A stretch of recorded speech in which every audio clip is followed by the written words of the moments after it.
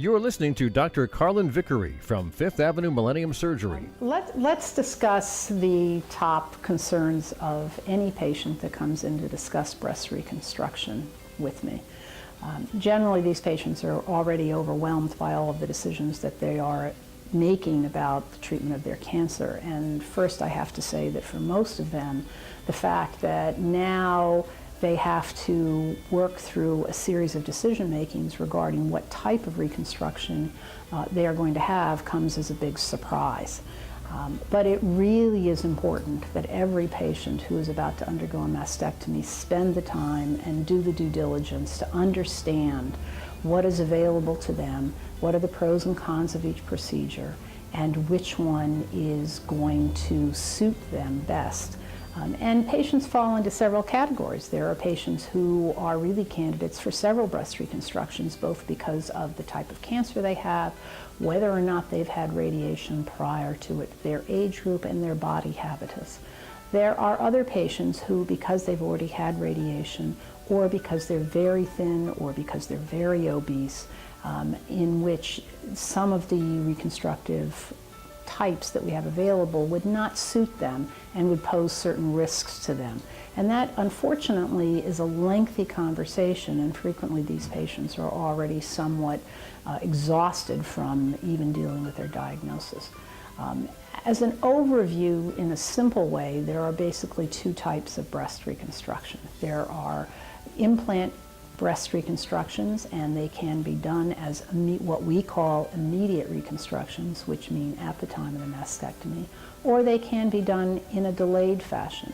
There are reconstructions where we are able to immediately go straight to the stage of putting the breast implant in.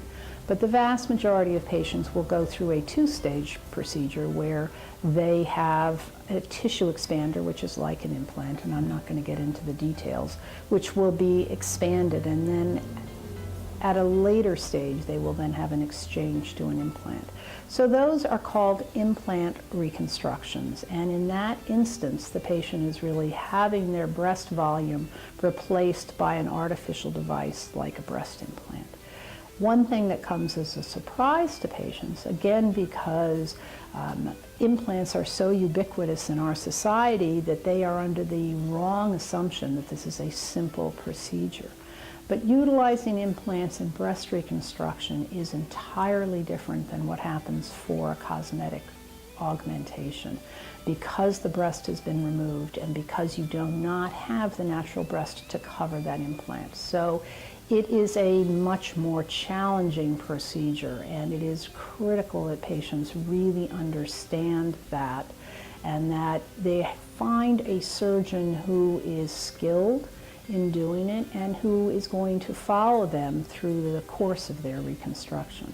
So one of the considerations is, and realizations honestly for patients, is that they are going to have a very close relationship for a long time with their plastic surgeon.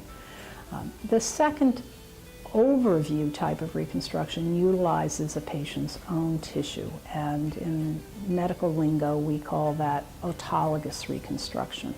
And there are several different types, but as an overview, essentially we're utilizing a patient's fat and skin, by and large, to reconstruct the breast and replace the tissue that's been removed.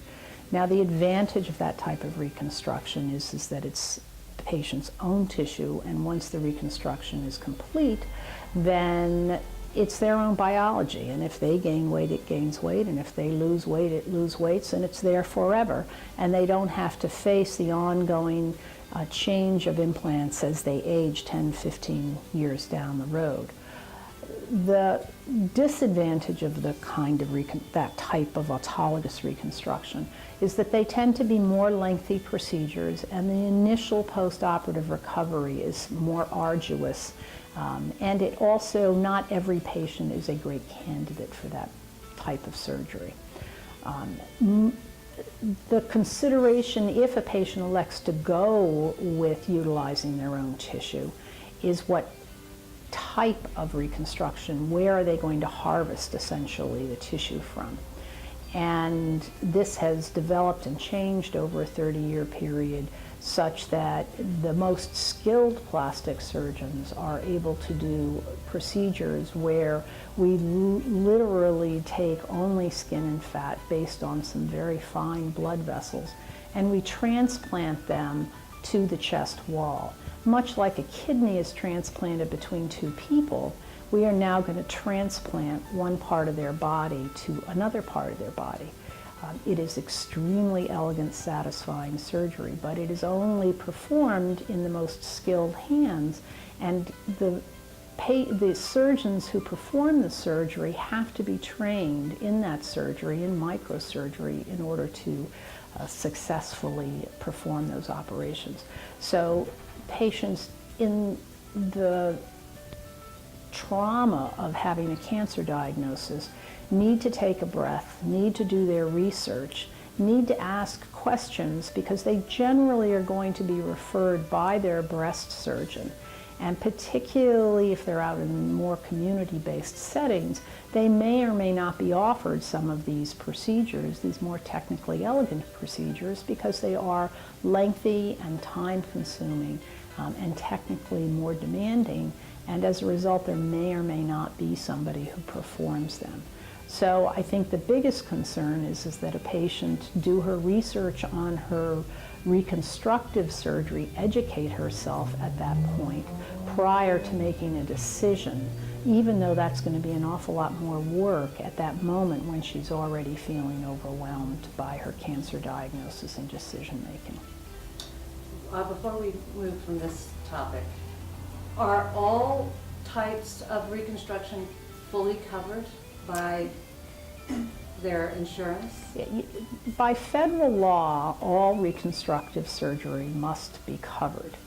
And actually, the Women of America are some of the few medical groups who went all the way through Congress and got that mandated. The kicker in our present reconstructive insurance environment is that there is wide variability on the way that insurance companies reimburse these procedures. And unfortunately, and it's not widely discussed, but the more technically complex procedures can take anywhere from 10 to 12 hours for two breasts. And if you have a system which is not going to compensate the medical institution or the surgeon adequately for that type of surgery, then it becomes economically impossible to offer those types of procedures. It is not something which is discussed a great deal, but it is definitely one of the unintended consequences of the present insurance environment.